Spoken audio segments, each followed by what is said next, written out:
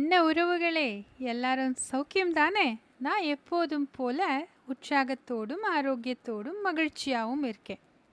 இந்த மகிழ்ச்சியும் உற்சாகமும் ஆரோக்கியமும் நம்ம எப்பொழுதும் பின்தொடர்ந்து கொண்டே இருக்கணும்னா, சில கடந்த கால விஷயங்களை நாம் திரும்பவும் புதுப்பிச்சுக்கணும்னு எனக்கு தோணுச்சு. அது கரெக்டு தானா அப்படின்னு உங்களோட ஒரு சின்ன ஆலோசனை மேற்கொள்வதற்காக இன்றைய பதிவை நான் உங்களோடு பகிர்கின்றேன். அன்னைக்கு நம்ம தாத்தா பாட்டி வீட்டுக்கெல்லாம் போனோம்னா கொல்லைப்புறத்தில் கம்பல்சரியாக சில செடி கொடிகளும் மரங்களும் வச்சுருப்பாங்க. மாமரம் இருக்கும், வாழை மரம் இருக்கும், தென்னை, முருங்கை, சுண்டைக்காய் செடி, இப்படி சில செடிகளும் சில மரங்களும், முக்கியமாக துளசி இல்லாத வீடே இருக்காது. இத்தனை விஷயங்களும் எல்லார் வீட்டிலையுமே கம்பல்சரியாக வச்சு வளர்ப்பதும் அதை பூஜிப்பதும் கூட வழக்கமாக இருந்தது. அந்த செடிகளின் வாயிலாக கிடைக்கக்கூடிய உணவுப் பொருட்கள் அவங்கள ரொம்ப ஆரோக்கியமாக வச்சுருந்தது. எந்த விதமான நோய்களுக்கும் அவர்கள் உடலில் இடம் கொடுக்காமல் பாதுகாப்போடு வாழ்ந்து வந்தாங்க. நல்ல உழைப்பு, நல்ல தூக்கம், ஆரோக்கியமான சுற்றுச்சூழல், அதை போல் நிம்மதியான ஒரு சுற்று வட்டாரம், இயற்கை சூழலோடு கூடிய வாழ்க்கை முறை, இதெல்லாம் இருந்தது. எல்லாருமே ரொம்ப ஆரோக்கியமாக தான் வாழ்ந்துட்டு வந்தாங்க. கொஞ்சம் திரும்பி பார்த்தோம்னா இந்த மாதிரியான ஆரோக்கியத்தை நாம் ஏன் இழந்தோம்? எதனால் நம்ம மனசுலேருந்து இத்தனை நல்ல விஷயங்களும் மறைஞ்சு போனது அப்படின்னு யோசித்து பார்க்க தோணும். அன்னைக்கு பண்டிகைகளும் பலகாரங்களும் ஒரு ரொம்ப சந்தோஷமான விஷயம்னு சொல்லலாம். பாட்டி வீட்டுக்கு போனாலே ஏதோ ஒரு நல்ல நாள் விசேஷம் அப்படின்னு போகும் பொழுது எல்லாமே நிறைய பலகாரங்கள், எல்லாரும் ஒன்றா சேர்ந்து சித்தி, பெரியம்மா, அண்ணி, எல்லா உறவுகளும் வந்திருப்பாங்க. அந்த லீவ் நாட்களில் பலகாரங்கள் எல்லாரும் செய்வாங்க, எல்லார் வீட்டுக்கும் கொடுத்து விடுவாங்க. அப்போது எள் உருண்டை செய்வாங்க, கடலை உருண்டை செய்வாங்க, பொரியலங்காய் உருண்டைன்னு வேர்க்கடலையில் செய்யக்கூடியது, முறுக்கு, அதிரசம், இப்படி நாள்பட்டு அந்த பலகாரம் கெட்டு போகாத வண்ணமும் அதை தயாரிக்கக்கூடிய எண்ணெயும் செக்கில் ஆட்டி எல்லாமே ஒரு சுத்தமான பாதுகாப்பான முறையில் செய்யப்பட்டதாக இருக்கும். நம்ம கண்ணு முன்னாடியே செய்வாங்க.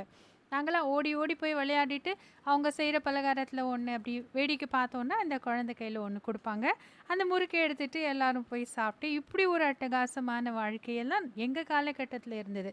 ரொம்ப சந்தோஷமாக வாழ்ந்துட்டு இருந்தோம். இந்த எள்ளினால் ஏற்படக்கூடிய நன்மைகள், அது பலகாரத்தில் மிக்ஸ் பண்ணி கொடுக்கும் பொழுது குழந்தைங்களுக்கு ஒன்றும் தெரியாது, சாப்பிட்டுடுவோம். அந்த ருசியும் ஆரோக்கியமும் எங்களுக்கு கிடைத்தது. ஆனால் இன்னைக்கு இருக்கக்கூடிய குழந்தைகளின் வாழ்க்கையில் இதை போன்ற எந்த ஒரு நன்மைகளுமே இல்லாமல் போச்சே. இதுக்கு யார் காரணம்? இந்த சமுதாயத்தை நாம் குற்றம் சொல்லுவதை விட நம்மக்கிட்டையும் ஏதோ, நாமளும் இந்த சமுதாயத்தில் தானே இருக்கோம், அப்போ நம்மக்கிட்டையும் ஏதோ ஒரு தவறு இருக்குன்னு தானே அர்த்தம். நாம் ஏன் இந்த ரெடிமேட் வாழ்க்கைக்கு மாறிட்டோம்? அந்த பலகாரங்கள் செய்வதற்கு எடுத்து கொள்ளப்படும் அந்த சிரமத்தையும் அந்த நேரத்தையும் நம்ம ரொம்ப கஷ்டம்னு நினச்சி அதை எல்லாத்தையுமே விட்டுட்டோம்.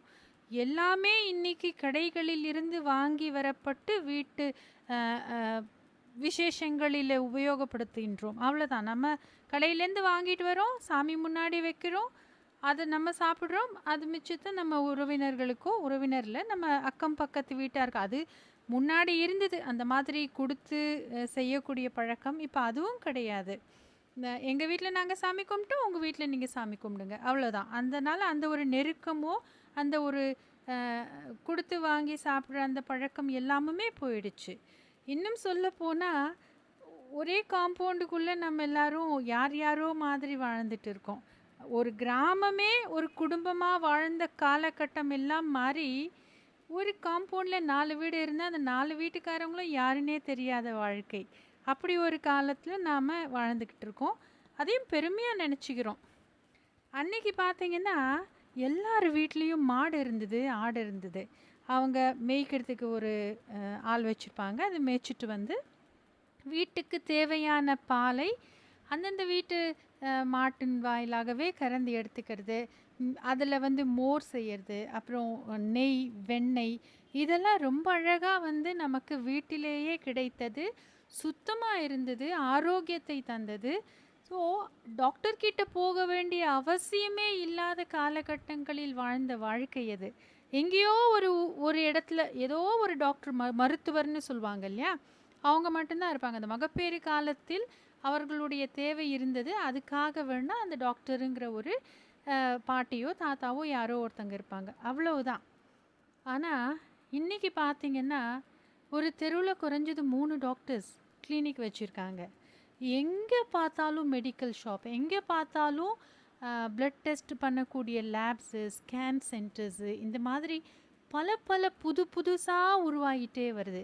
அவங்க சொல்லக்கூடிய அந்த இரத்த டெஸ்ட்டுக்கான அந்த விடை, அதாவது ரிப்போர்ட்ஸ் எல்லாமே கரெக்டானு சொல்ல முடியல. ஏன்னா ஒரு டெஸ்ட்டு லேபில் வேறு மாதிரியும், இன்னொன்றுத்தில் முழுக்க வேறு மாதிரியும் இருக்குது. இதுக்கான அனுபவம் எனக்கு நிறையவே இருக்குது, அதுக்கான ப்ரூஃப் எல்லாமும் நான் வச்சுருக்கேன். ஆனால் அதை பற்றி இப்போ நம்ம பேச வேண்டாம், அதற்கான ஒரு தனிப்பதிவை நான் போடுறேன். ஸோ நம்ம இன்னைக்கு வாழக்கூடிய காலகட்டம் நம்மை முழுக்க நோயாளியாகவும் உடல் ஆரோக்கியம் இல்லாத மனிதர்களாகவும் ஆக்கியதற்கு காரணம் என்ன? நம்ம யாரையோ ப்ளேம் பண்ண வேண்டாம், ஏன்னா நமக்கு தெரியும் உண்மை என்னன்னு. 50% அதற்கு நாமும் காரணம் அப்படின்னு முதல்ல முடிவெடுத்துப்போம். பேலன்ஸ் இருக்கக்கூடிய 50% விட்டுடுங்க, அதை நாம் பேச வேண்டாம். அந்த 50% காரணம் நாமன்னு தெரிஞ்சதுக்கப்புறமா இனிமேலாவது நம்மை மாற்றிக்கொள்வோம் நமக்காக. ஏன்னா எத்தனை கோடி சம்பாதிச்சாலும் நாம் இருந்தால் தானே அதை பயன்படுத்த முடியும், அதை உபயோகப்படுத்தி அருமையான வாழ்க்கை வாழ முடியும். அத்தனை கோடியும் பேங்க் பேலன்ஸில் இருந்துட்டு நோயாளியாக படுத்துக்கிட்டு இருந்தோன்னா அந்த கோடியெல்லாம் பயனற்றது. அப்போது பணமே இல்லாத காலகட்டத்தில் ரொம்ப குறைச்சலான பணம் வச்சுருந்தாங்க, ஆனால் ரொம்ப அதிகமான ஆரோக்கியம், சந்தோஷம், மன நிம்மதி, உறவுகள்னு வாழ்ந்துட்டு இருந்தாங்க. இன்றைக்கி பணம் நிறைய இருக்குது, பணத்தை தேடி ஓடிக்கொண்டே இருக்கின்றோம், ஆனால் உறவுகள் இல்லை, தனித்து விடப்பட்டு விட்டோம்.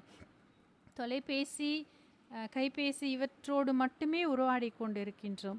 ஆரோக்கியங்கிற வார்த்தை முழுக்க நம்மை விட்டு ஓடி விட்டது. இதுக்கெல்லாம் நாமளும் ஒரு காரணம் தானே. பீஸா, பர்கர், அப்புறம் பேக்டு ஃபுட்ஸு, இந்த மாதிரி வாரத்தின் பல நாட்கள் ஹோட்டலில் சாப்பிட்ற வழக்கம், இப்படி நம்ம நாவிற்கு சுவைக்கு நம்மளை அடிமைப்படுத்திக்கிட்டோம். அதனால் ஏற்பட்ட பிரச்சனை தான் இத்தனையும். திரும்பவும் நம்ம மாறணும். ருசியான உணவு வகைகள் நம்ம வீட்டு கொல்லைப்புறத்திலேயே இருக்கக்கூடிய செடிகளிலிருந்து நம்மால் செய்ய முடியும். அது ஒரு முறை நம்ம கற்றுப்போம், திரும்பி பார்ப்போம். நம்ம கடந்து வந்த பாதைகளில் எத்தனை ஆரோக்கியங்கள் கொட்டி கிடக்கின்றது. நாம் ஏன் அதெல்லாத்தையும் திரும்பவும் ஒரு முறை எடுத்து நம்ம வாழ்க்கைக்கு ஒரு சிறந்த ஆரோக்கியமான உதாரணமாக இருக்கக்கூடாது? இன்னையிலேருந்து எதுவுமே நத்திங் இஸ் டூ லேட். இந்த நிமிஷம் நம் மனதில் இந்த சிந்தனை தோன்றினாலே நாம் கொஞ்சம் ஆரோக்கியத்திற்கு பக்கத்திற்கு நாம் சென்று விட்டோம்னு அர்த்தம். அதனால் ஆரோக்கியமான வாழ்க்கை வாழ்வதற்கு இனிமேல் என்ன தேவையோ அதை நாம் கடைபிடிப்போம். மாடி இருக்குது, அது வெறும் வாக்கிங்க்கு மட்டும் பயன்படுத்தாதீங்க, தோட்டம் போடுங்க. சின்ன கீரை வகைகள், கத்திரி, அப்புறம் இயற்கையான சில மாடியிலேயே வளர்க்கக்கூடிய செடிகள்னு இருக்குது. அதை எல்லாத்தையும் நாம் திரும்பவும் வளர்ப்போம். அதன் வாயிலாக கிடைக்கக்கூடிய சிறந்த உணவுகளை உட்கொண்டு நாமும் நம் குழந்தைகளும் வருங்காலத்தில், அதாவது ஒவ்வொரு வீட்லேயும் 4-5 குழந்தைகள் இருந்த காலகட்டம் மாதிரி இப்போ குழந்தையே இல்லை. எங்கே பார்த்தாலும் ஃபெர்டிலைசேஷன், அதுக்கான சென்டர்ஸு இப்படின்னு நிறைய இடங்களில் உருவாகிட்டு வருது. அதுக்கும் இந்த உணவிற்கும் மிக நெருங்கிய தொடர்பு இருக்குது அப்படிங்கிறத நாம் முதல்ல உணரணும். அப்போ ஆரோக்கியமான உணவும் சுத்தமான உணவும் நாம் உட்கொள்ளும் பொழுது இந்த மாதிரியான பிரச்சனைகள் எல்லாம் அறவே இருக்காது. குழந்தை செல்வமும் ஆரோக்கியமும் மன நிம்மதியும் சந்தோஷமும் நம்மை விட்டு என்றுமே அகலாது. அப்போ நாம் என்ன செய்யணும் உங்களுக்கே தெரிஞ்சிருக்கோம். ஆமாம், அதை தான் செய்யணும். ஸோ மறக்காமல் இனியாவது இயற்கை உணவை நாம் உட்கொள்வதற்கு முயற்சிப்போம். வீட்டிலேயே செஞ்சு சமைச்சு சாப்பிடுவோம். ஆரோக்கியத்திற்காக நாம் எந்த மருத்துவமனையையும் அணுக வேண்டியதில்லை. நம்ம வீட்டு சமையல் அறையிலேயே ஆரோக்கியம் கொட்டி கிடக்குது. நன்றி நண்பர்களே. மீண்டும் ஒரு சிறந்த சிந்தனையோடு வாங்க தமிழோடு பேசுவோம்.